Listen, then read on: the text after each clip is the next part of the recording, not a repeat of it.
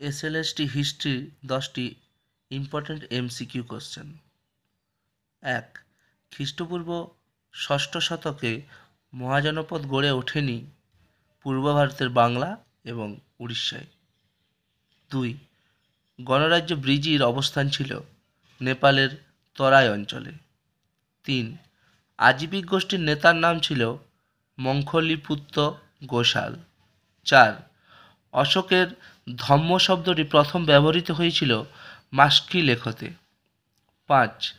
দ্বিতীয় পরশুরাম নামে পরিচিত ছিলেন মহাপদ্মনন্দ। শুঙ্গ বংশের শেষ রাজা ছিলেন দেবভূতি। ভীম কোদভিশেসের উপাধি ছিল মহীশ্বর দমর্ত, যার মানে বিশ্বব্রহ্মাণ্ডের কর্তা। 8.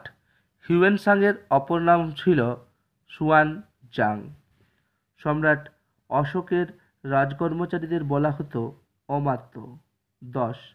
মগধের পূর্ব দিকে অবস্থিত রাজ্যটির নাম ছিল গঙ্গারিদাই।